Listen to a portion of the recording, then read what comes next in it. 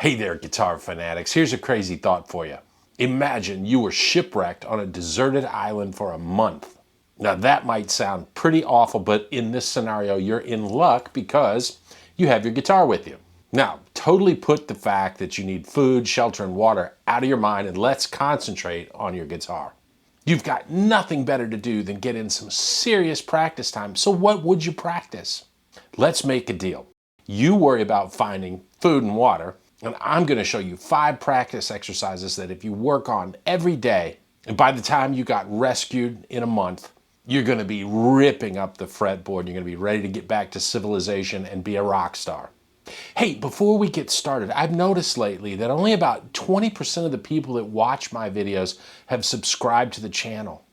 I'm trying to help you out with your guitar playing. I would love it if you help me out by subscribing. Now it's time to get into these desert island practice exercises. I'm Charlie Long.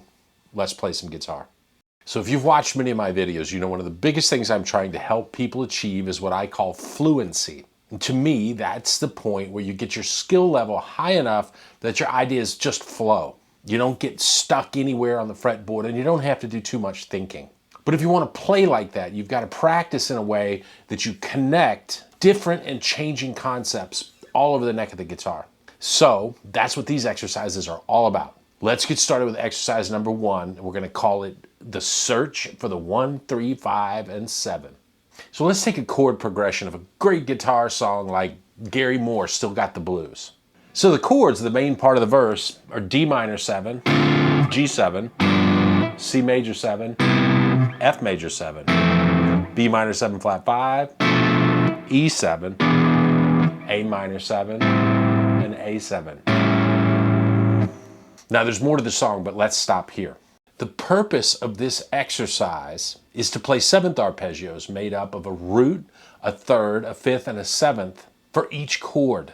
Not only that, but I want you to put restrictions on yourself on how you can play the arpeggios each time through. For example, let's play through the progression the first time, starting with the D minor 7th shape at the 5th fret area, and we're going to start every arpeggio with our index finger. So we've got D minor 7 here at the 5th fret. We've got G7 down at the 3rd fret. C major 7 is right next to that G7. And F major 7 is right here without changing position also. We drop down to the 2nd fret. We can play B minor 7 flat 5 and E7 side by side. And we can end things up by moving up to the 5th fret where we've got A minor 7. And we change the minor 3rd to a major 3rd and we get A7. So we kind of play that a little more smoothly.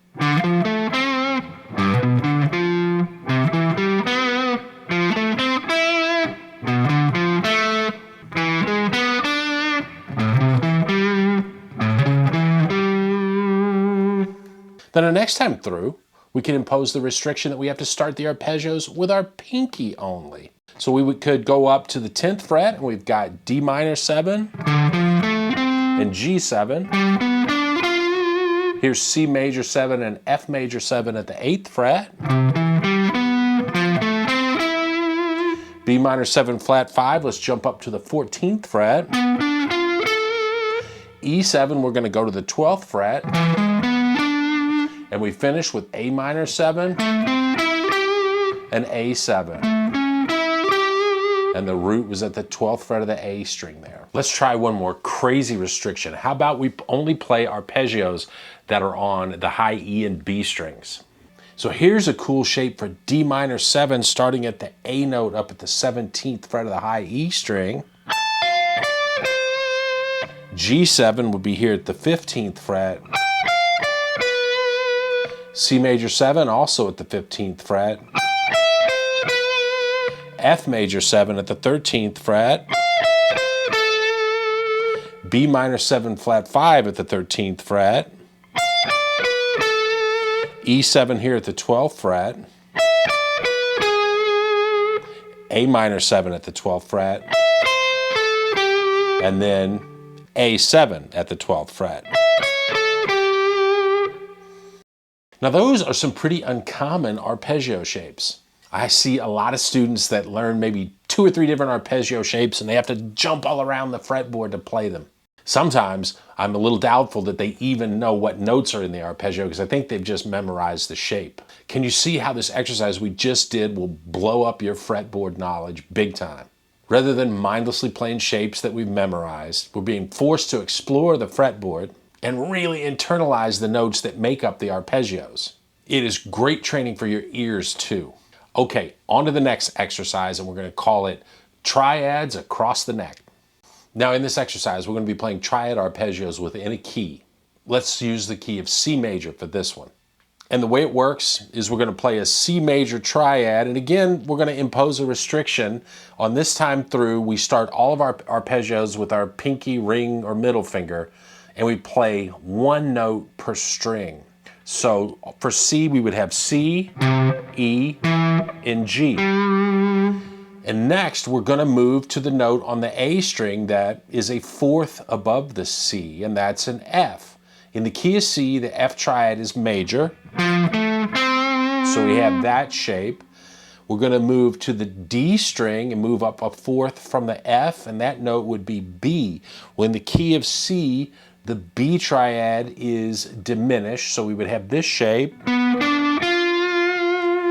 Then we move to the G string, we move up a 4th from B would be the E note, and in the key of C, the E triad is minor, so we'd have this shape.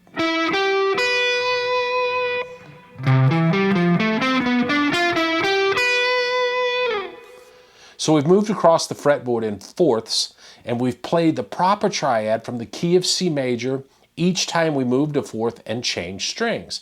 Let's try it again on the next note up on the low E string from C. That would be D. So let's identify the notes moving across the strings in 4th: D, G, C, and F. Now in the key of C, the D triad is minor, so we'd have this shape. The G triad is major.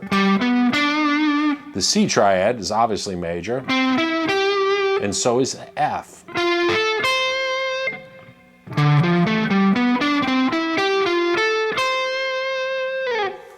Now let's do one more. So we're going to move to the E at the 12th fret, and moving across in 4ths, we'd have E, A, D, and G. Now, E and A are minor, and they both have the same shapes. D is also minor, but we changed the shape to this.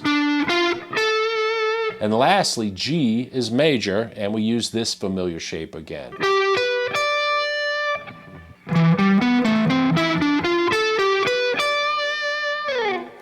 So you're getting the hang of this.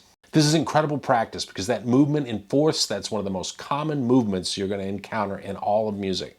Getting fluent with that movement and kind of having your mind and your fingers be one step ahead of the changes, it's a great skill to develop.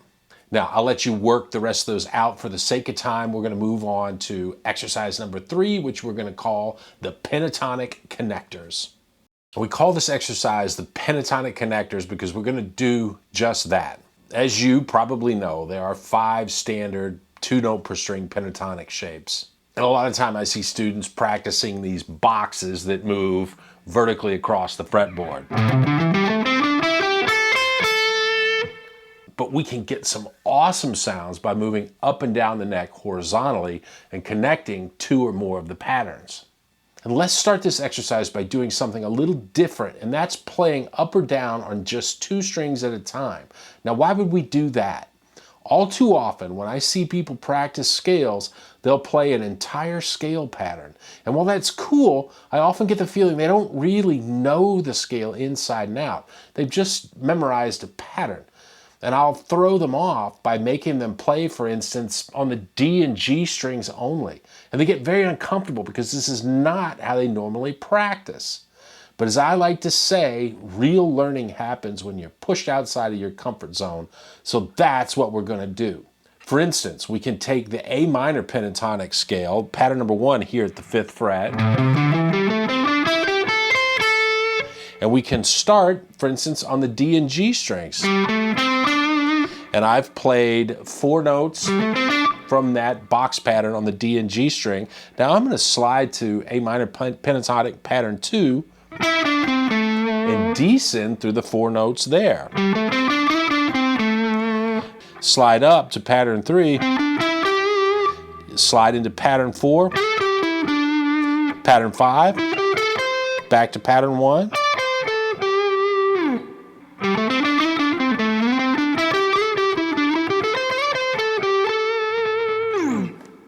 And you want to work through all the 2 string pairs up and down the neck. If you're getting really smooth with 2 strings at a time, go to 3 strings like this.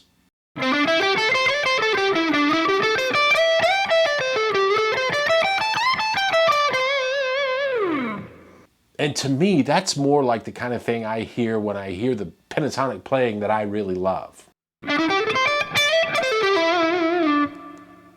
And of course, you can go to 4 strings, 6 strings, 8 strings, whatever. And another variation you can do is to mix up subdivisions, 8th notes, 8th note triplets, 16th notes, 16th note triplets. The point of the exercise is to play these notes in a lot of different ways in a lot of different places on the guitar neck. That's how you really ingrain this stuff and make your guitar playing bulletproof. Let's move on to exercise number 4, which we're going to call the never-ending major scale. Now for this exercise, we are going to play through entire scale patterns. And depending on your level, it could be any scale really, but today we're going to use the major scale, G major specifically, because it's going to allow us to move all the way up the neck without having to move back down to change positions and so forth. We're going to use the 7 3 notes per string patterns, and what we do is this. Starting on the G note on the low E, we're going to play the G major scale pattern all the way up to the C note on the high E string.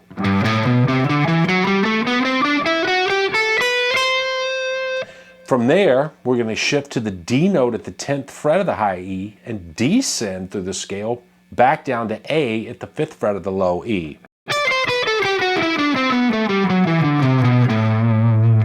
Shift up to the next note of the scale, which is B, ascend through the major scale up to the E note at the 12th fret. Shift to F sharp, we're going to descend all the way down to C. Move to the D note at the 10th fret and ascend to the G note at the 15th fret of the high E. Shift to our A note at the 17th fret, and we're going to play all the way down to the E note at the 12th fret.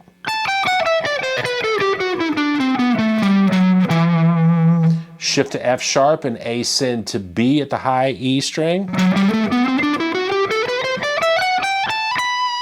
And then lastly, we're going to shift to the C note at fret 20 and descend back to our G root note at fret 15 of the low E string.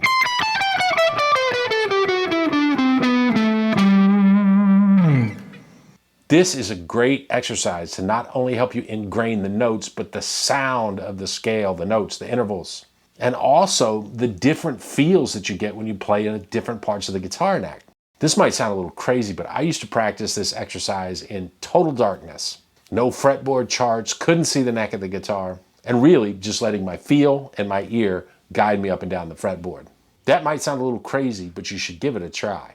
Now, we're off to our 5th and final exercise, which we're going to call the Triad Plus 1 Challenge.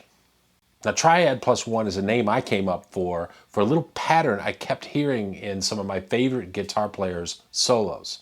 Guys like Steve Lukather and Andy Timmons use this technique all the time.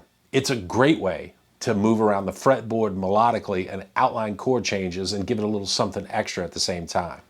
What we're going to do is this. Let's play a C major triad, and we're going to go through the C major scale in triads here.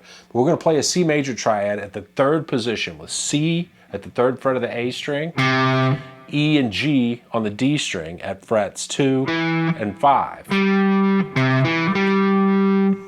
To play a Triad Plus 1, we're going to add in the note between the E and the G, and that would be the F note. So we go from a straight triad, which sounds okay, but a little boring, to this little pattern where that one extra note really adds some melody. If we take this all the way up the neck, we've got C major, D minor, E minor, F major, G major, A minor, B diminished, and we're back to C. We could even make up a little melodic pattern where we play the root, the third, fourth, fifth, go back to the third, play the fourth and fifth again, and then play the fourth and end on the third. And then, like our other drills, take that all the way up the neck.